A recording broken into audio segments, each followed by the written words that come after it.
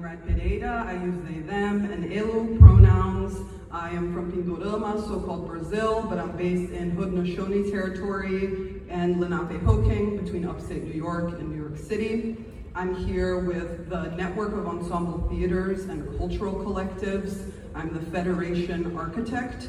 We're a national service organization, and we're currently in the process of building an arts worker labor movement that you'll hear a little bit more at the end of my reflections. Thank you, Alan, for the education and for reminding us how much we have to risk for liberation. Much of what I will be sharing are ways we can fight back authoritarianism by building what comes next. For those of you who heard my colleague and friend Alex Meda's speech at the plenary yesterday, I'm going to follow the thread she began weaving, so lots of metaphors incoming. Did you know that this place, Boriken, is part of an archipelago made up of many islands that used to be surrounded by bioluminescence? These magical cyborg animal plant creatures that glow electric blue and lime green when they interact with the oxygen from movement of bigger beings like us. This is my first time here, so when I heard Captain Cheeky share this history with us, it made so much sense to me that this place was surrounded by natural sparkling ocean glitter. Because I don't know about you, but my dreams have been so vivid. The magic seeps in. The songs and dances that we've been getting to hear, that we've been hearing around us, where we're staying, have been feeding the veil between dimensions and keeping it porous for us to hear our ancestors and guides as they influence our visions for the future. This ability to dream asleep and dream awake is very present on these lands with deep waters. There are only 3 bays left with this bioluminescence here. It used to be all surrounded by bioluminescence, and now there's only 3. And only one that you can swim in for who knows how much longer.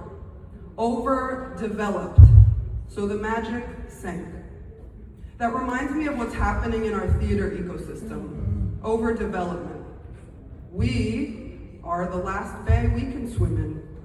My Lenape friend Joe says the sign of a healthy, thriving society is longevity. Not tall buildings or modern symbols of civilization, but the ability to endure, outlast, and regenerate. This requires deep humility and attunement. How do we protect each other and regenerate what has been lost or destroyed in a more fiercely interdependent way? We have to decide together what to leave in the old world, what can be transformed, and what needs to be built or preserved that's completely separate from the dominant systems. This will require imagination and innovation, as we heard from our friends at Groundwater Arts yesterday. How exciting, right? Imagination and innovation. And I've heard a few different definitions of innovation in this conference. Many of them tied to the cancerous idea of endless growth, technocratic ideals, and the monetization/commodification of novelty. But what I mean by innovation is, to quote Groundwater Arts again, is when ancestral technology meets new, flexible, and fluid infrastructure that can meet the complex chaos of our times. Like the mangroves that surround and feed these bioluminescent creatures with their thick roots intertwined to brace and dance together in hurricanes. So instead of becoming rigid and trying to tame the uncertainty, we gotta flow with the spirit of this new and complex chaos. I can feel in all the different rooms that I was observing that folks are reaching for something, but they don't know what. I heard a lot of talk about the need for new economic models and infrastructure. I heard folks talking about the need for sharing. We can only leave those dominant economic models if we are simultaneously building alternatives, and to quote Alan, positive visions, such as what I heard from Tuesday's Performing Arts Alliance session. Folks were sharing access to different subscription services, sharing staff remotely or in real life, so that 2 part-time roles create one full-time role, sharing offices, sharing HR and back-end support, having mergers and co-pros, sharing buildings and theaters, collaborating on mutual aid hubs during COVID, and emergency funds that carried through to today. This is the solidarity economy in practice. The solidarity economy could be this alternative model and infrastructure we keep reaching in the dark to talk about building. It's important to name that there are many ways we are already building and participating in this alternative that we are seeking. It's not a huge leap once you recognize that you're already moving towards it. In the chaos after what Alan called a peak event of 2020, we had the opportunity to make the leap, but we weren't prepared. We missed the moment. I'm sure we can all feel the growing chaos again. More peak events are coming, and will present another opportunity to leap together and seize the moment, to mass mobilize. So what are we doing to get ourselves ready for this next opportunity for what's brewing? I don't just mean financial preparedness. What are the collective, somatic, interpersonal skilling up we are doing to build our capacities for interdependence? As Leslie Ishii calls it, how are we building and practicing our liberation organizing principles? We have everything we need, we just need to restructure it for the fluid chaos we are in. I hear there are a bunch of big regional theaters thinking about building a fund to allegedly try to replace the NEA. I was also in a session where, at its best, we were talking about how to better share ownership of our art and IP. You know, like how to share the profits of what we make in the factory together. But at its worst, this session was trying to teach theaters maybe how to become tech oligarchs. And you know what these things remind me of? The fact that this hotel and all the fancy hotels still have water and the rest of the island doesn't. Period. And many of us had no idea. This might be the first time some of you are hearing about it now. The fact that billionaires are building bunkers to live in the delusion that they can escape climate chaos. The rest of us will be over here preparing to take the leap together by building trust between and within our communities, connecting into a network of solidarity hubs that can withstand what's to come.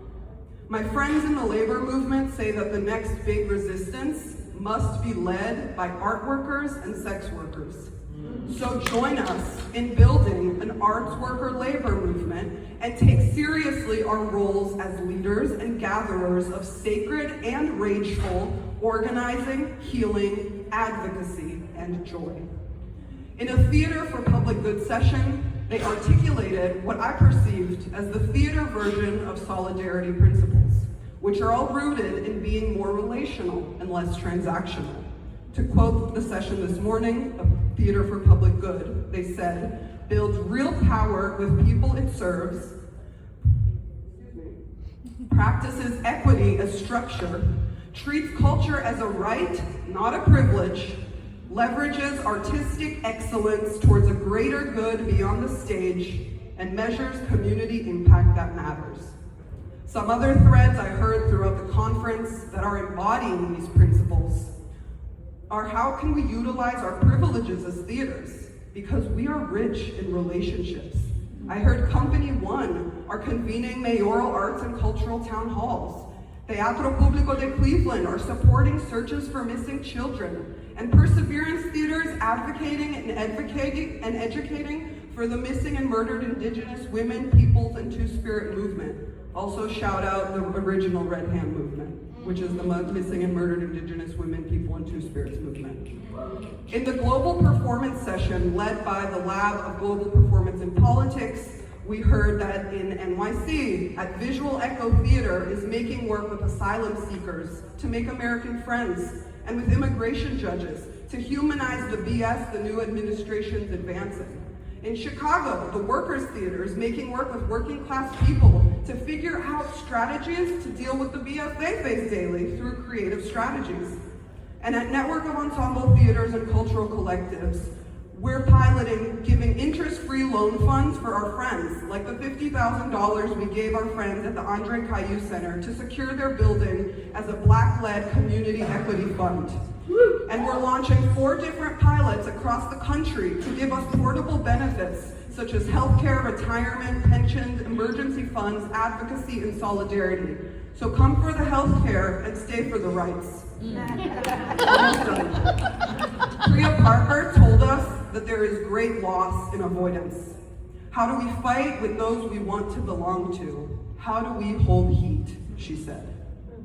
Clearly, many of us are trying to avoid the complex chaos, stay in the comfort of what we think we know. But I say bring it on. Bring on the chaos, bring on the heat, bring on the fucking mess.